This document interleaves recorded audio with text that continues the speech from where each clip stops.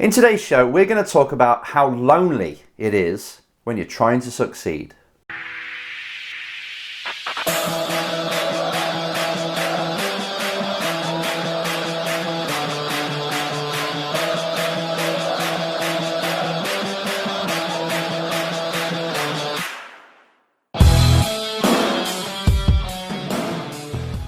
Hello, this is Enzo. Welcome to another edition of the Race Driver Coach Show.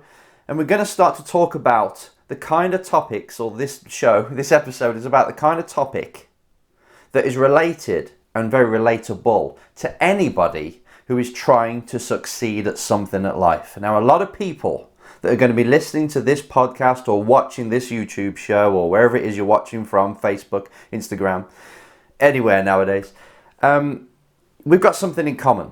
Because we're all trying to strive, right? My strive at the minute, what I'm striving for is to become the best damn coach in the whole industry. And then to penetrate other industries as well through what I'm teaching. I'm not teaching anything new. I'm not revolutionizing anything here because us humans have been achieving stuff for so long.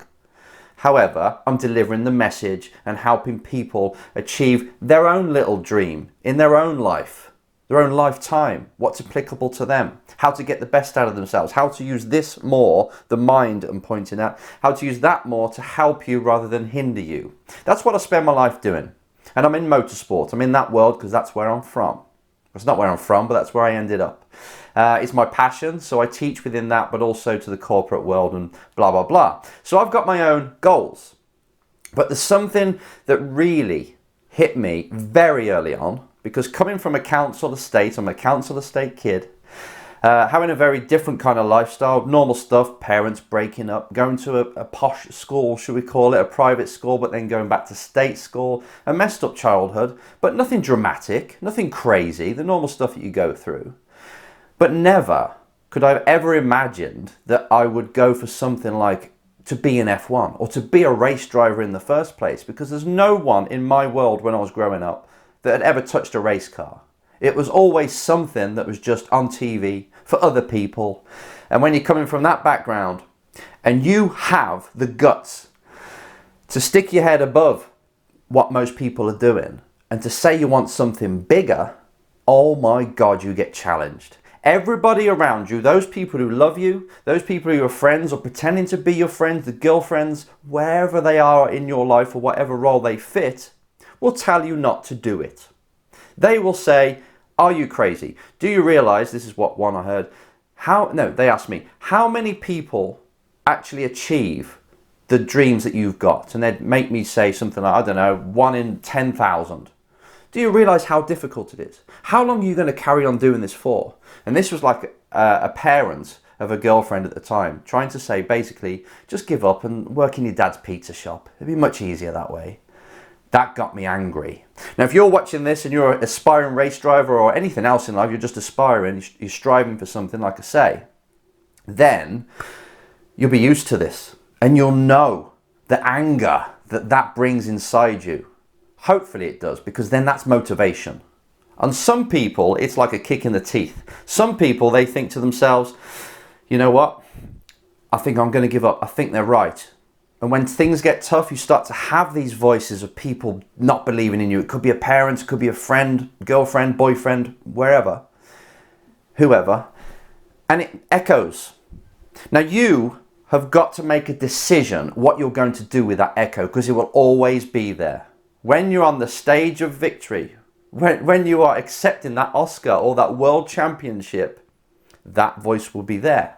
And it won't be there in a negative way, it'll be there in, I told you so. I could do this. They still probably wouldn't believe in it and say you were lucky. It doesn't matter. And that's what I want to get to. Because if you are having this voice echo, which I know you are, this is just somebody who looks at life a certain way, right? The person who said this to you is looking at life a certain way. They've got their rules, their matrix, their beliefs, their filters. And that's the way they look at life. Now, when you come along and you challenge it, they don't like it. It offers them an alternative view, which they'll have an opinion on. Or they won't want to look at their own life and see how crappy it is and what they haven't done, even though they knew they should. And they see you doing it, they'll be jealous. Or they'll see you doing it and they'll be fearful that you might get hurt. and you're going to waste your life pursuing a dream that's not going to happen. Either way, the way they see it is different to you. This is the problem. When you want to achieve something that's outstanding in life, that's not the norm, yet you live in an environment full of people living the normal life and the normal mindset, you are going to be challenged. It's very lonely.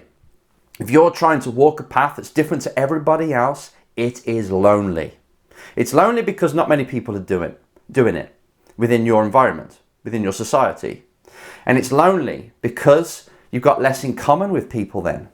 You'll find yourself going out for a drink or lunch or with other people, and because they're not really talking about the same stuff, because they're talking about TV, what was on TV last night, and last night you were too busy in the office working your tail off, writing your book, researching something to do with sponsorship or whatever. You were doing something in life in that night that was different to them, so you're not really doing the same things that they're doing. You've got less in common. This is something you really got to get used to. When you're on a quest, when you're on a mission that means a lot to you and it's different to everybody else, guess what? You're going to have less in common. This is something you've really got to just accept. Now, this is a challenge because most people in this world, they want to get on with people. They worry about what other people think about them. They want to fit in because you've been brought up in a culture that forces you to fit in. Otherwise, you get punished or judged. You're an outcast. However, that, as you grow older, becomes your value. You no longer want to be like everybody else. You want to be the minority. The quicker you get to that sort of realization, the better. Being the minority, seeing things differently to other people is a quality. It's not something bad. You will be judged, but again, just remember, you're only being judged because people are looking around and they're seeing it through their vision of the world. You don't share their vision, so just expect a lot of people to tell you a lot of things that will basically tell you to give up or what are you doing, or they'll throw stones at you. Just get used to it, because in a lot of ways, the more reaction you're getting from people, the more you're doing something right for you. If you're fitting in, no one's going to judge you. If you're not fitting in, if you're going your own way and you're challenging the way they see the world, they're going to react. It's just the way it is. The quicker you get to that mode of understanding this and not taking it personal, they're just seeing it their way, you're challenging their beliefs, the better. Because you've got a lot of work to do.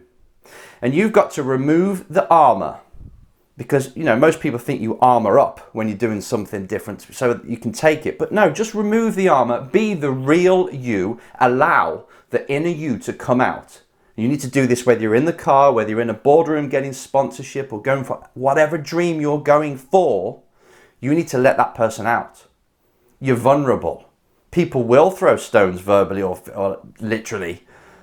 But just get used to it, because your vision in mind of what you want to achieve is so strong. It's so ingrained. And the motivation and the reason why you want to achieve it is also so strong that they don't affect you. In fact, you use it as motivation because one day when you're reading that acceptance speech for the trophy that you've got, you will have them in mind, and it makes it even more powerful.